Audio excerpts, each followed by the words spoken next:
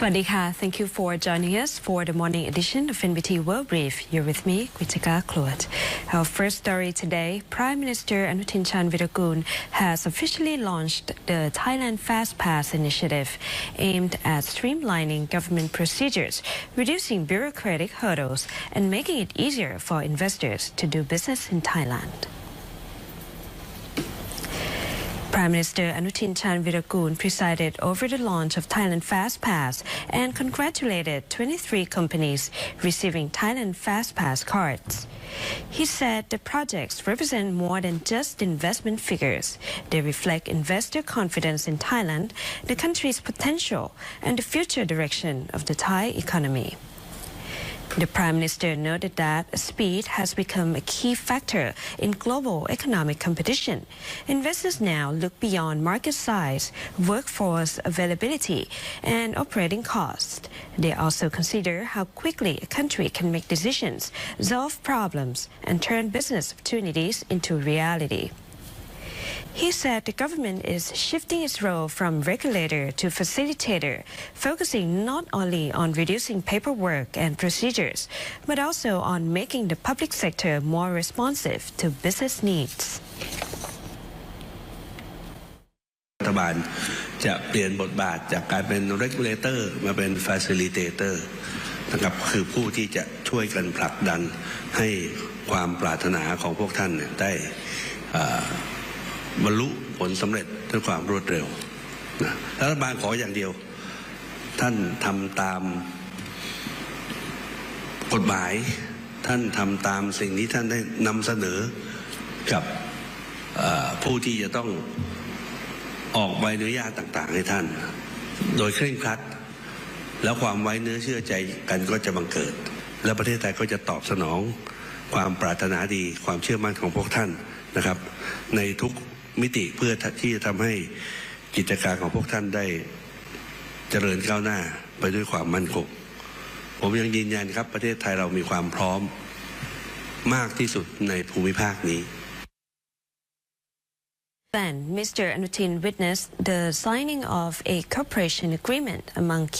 eight key agencies, including the BOI, Environmental, Energy, Customs, Industrial, and Electricity authorities, aimed at accelerating investment approvals and improving coordination across government agencies.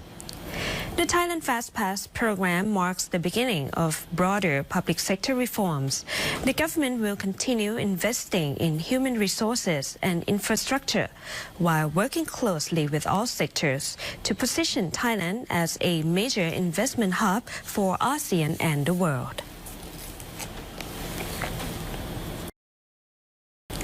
The cabinet had a 10.3 billion baht budget transfer bill and the proposed 3.78 trillion baht fiscal 2027 budget.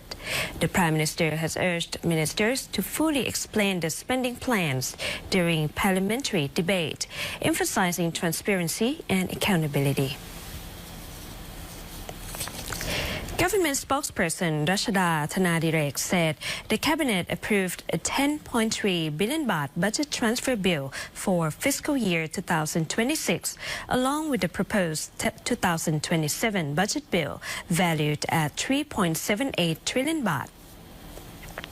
The Prime Minister emphasized the importance of upcoming parliamentary debates on both bills and urged all cabinet ministers to address lawmakers' questions and explain how the budget will be used to improve people's quality of life.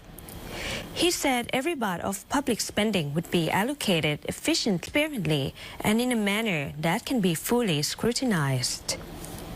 The House of Representatives is scheduled to consider the budget transfer bill on June 25th, with a 25-member committee to be established, including 6 cabinet representatives and 19 members of political parties.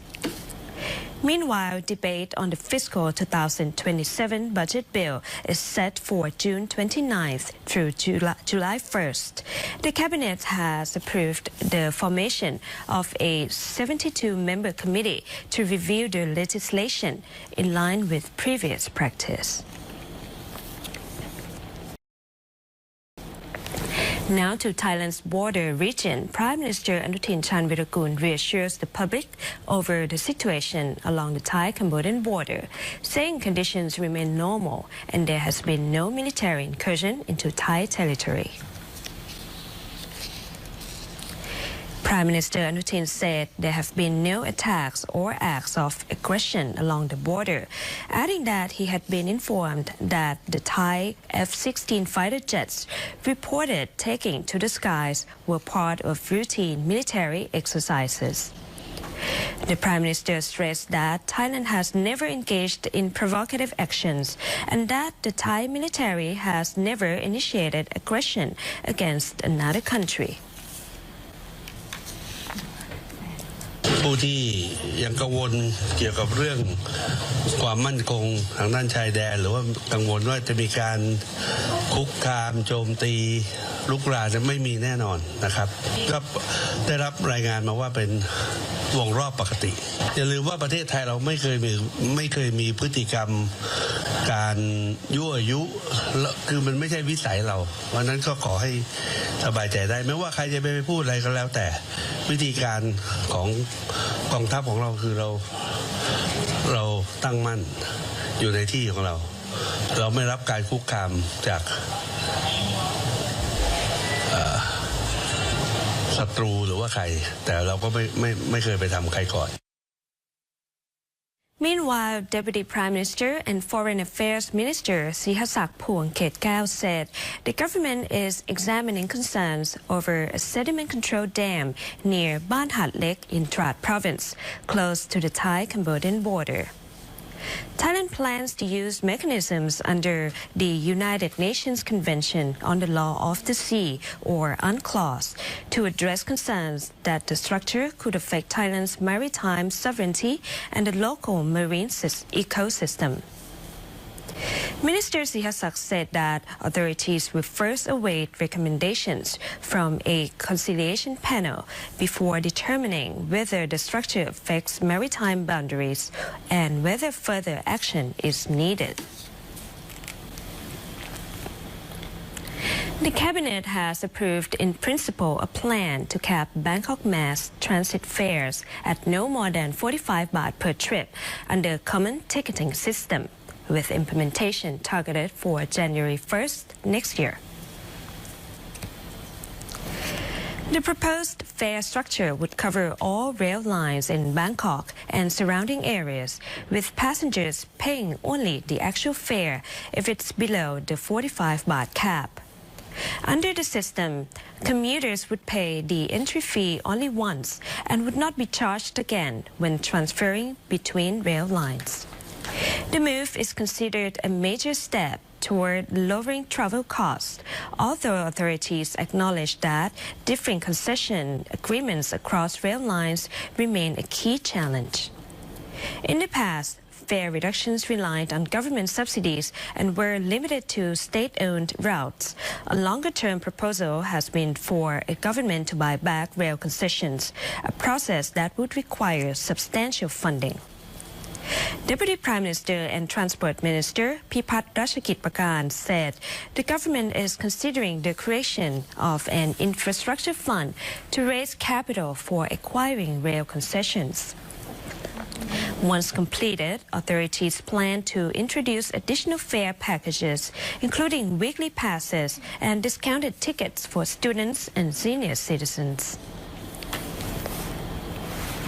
การที่ทางรัฐบาลเนี่ยจะเอารถไฟฟ้าทั้งหมดเนี่ยมาเป็นของรฟม.เนี่ยเราจะระดมทุนจากที่ไหนซึ่งก็มีแนวความคิดว่าเราอาจจะนำเรื่องของ